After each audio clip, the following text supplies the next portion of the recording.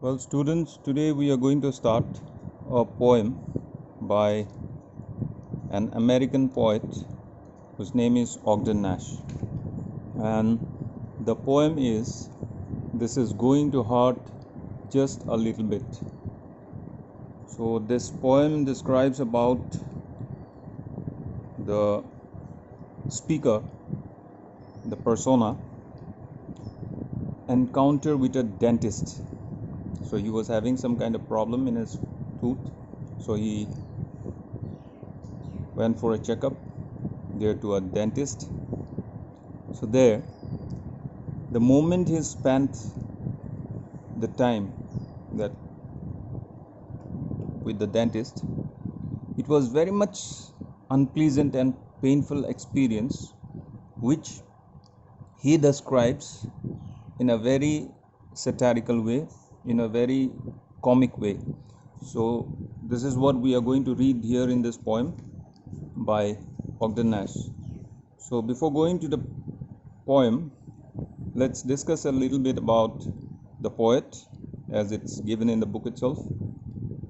Ogden Nash was born in the year 1902 and died in the year 1971. He was an American poet known for his humorous poems.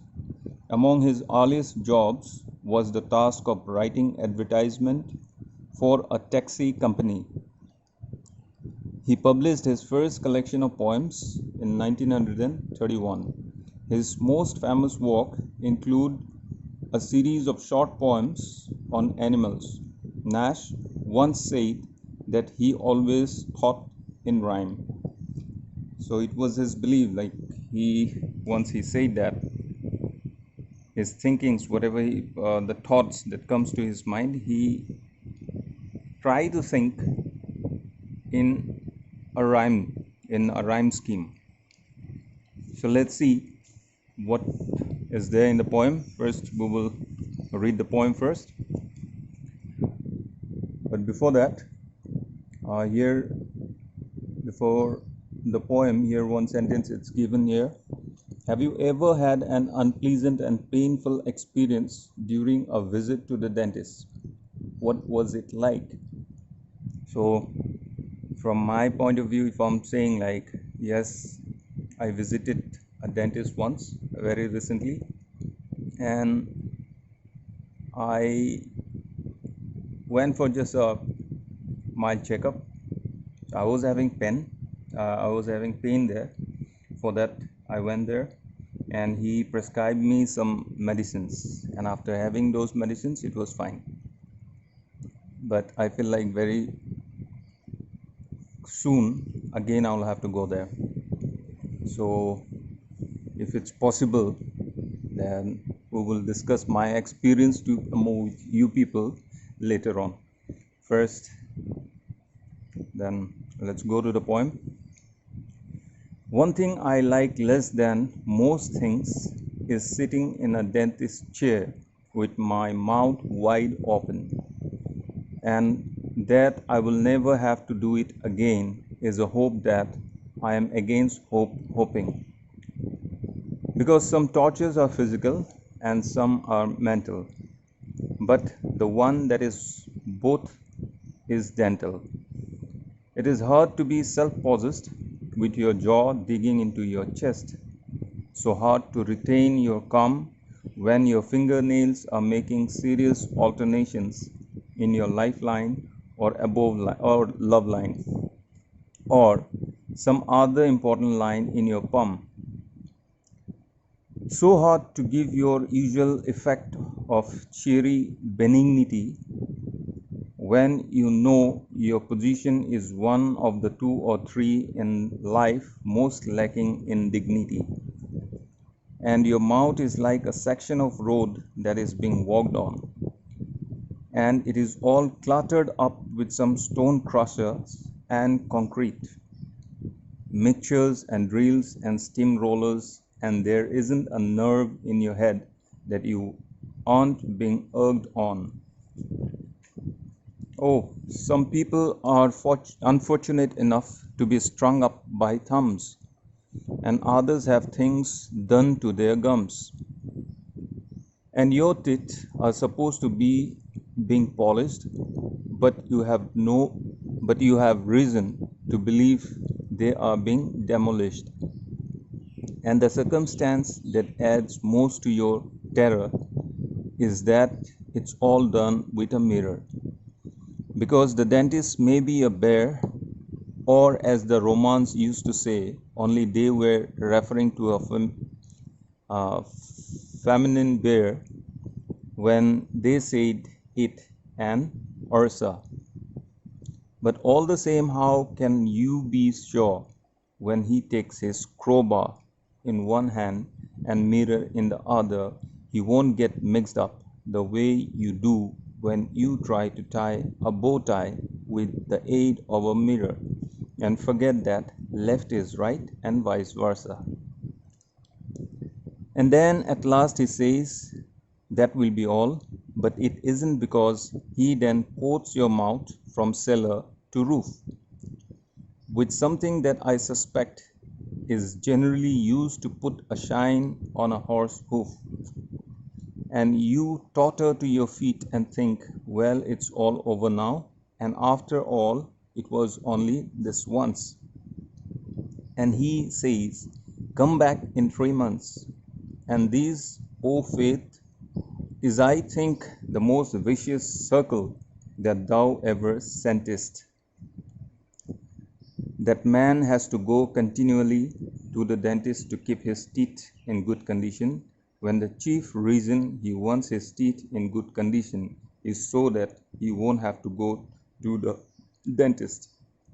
So this poem is quite humorous.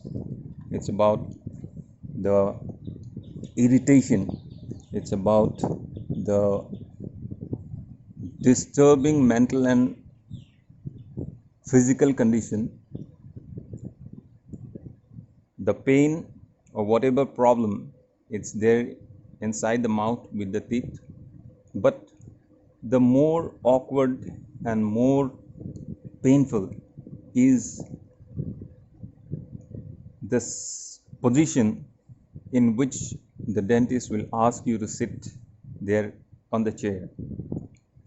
So Ogden Nash narrated about a patient who was having some problem, and the pain which he is suffering from, whatever problem he was having with his tooth, the more disturbing and the more painful was to do some awkward things, some weird things that he had to do, the patient had to do, as what was demanded by the dentist.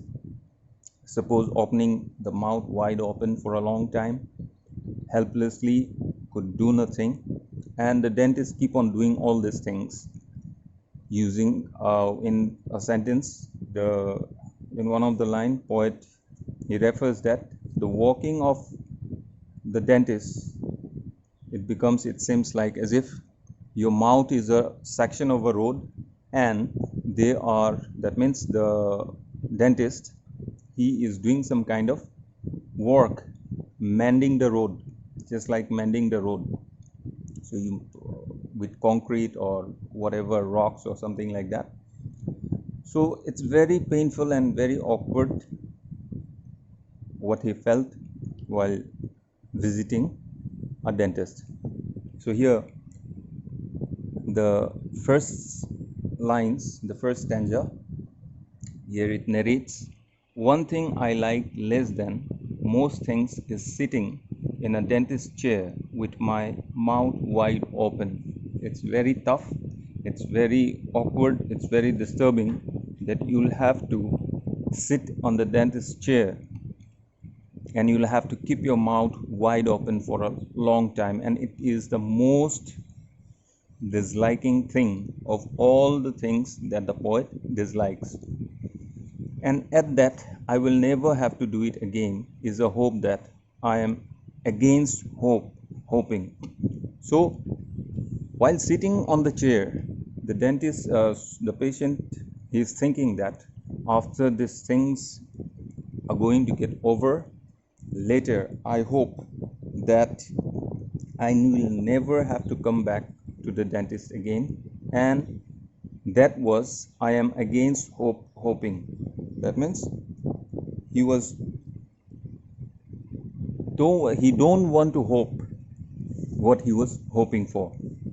That he don't want to visit the doctor, the dentist, because some tortures are physical and some are mental. As I told you, physical torture, that the cleaning thing or whatever treatment is going on inside his mouth by the dentist, that those things are physical, and the mental tortures are somewhat like spending time, cannot move, cannot do anything, and it pressurize us, so we cannot do what we want at that moment. We will have to follow the orders, or we will have to do as what the dentist demands. So it becomes a mental torture for us at that moment. But the one that is both is dental, and all this physical and mental, it's happening because of the dental problem. It is hard to be self-possessed with your jaw digging into your chest. Now, even though if you want to do something, you cannot say like you are going to do as what you want it. It's because as per the demand of the dentist, you will have to open your mouth wide open, and the lower jaw, it digs, it keep on pressing your chest. So that is very weird to see, and the position is also very weird. So hard to retain your calm when your fingernails are making serious alteration in your lifeline or love line or some other important line in your palm. So at that moment, the free parts of our body is our fingertips and our this palm of our hand. So sitting in that awkward condition, we cannot do anything, and at that moment, what we used to do, we used to rub our fingertips, or we try to touch the lines which we are having in on our palms, some kind of lines like which according to those palmistries, they studied the lifeline, love line, or any other kind of line. Those are the lines, those marks which we are having in our palm. So hard to give you effect of cherry benignity when you know your position is one of the two or three in life most lacking in dignity.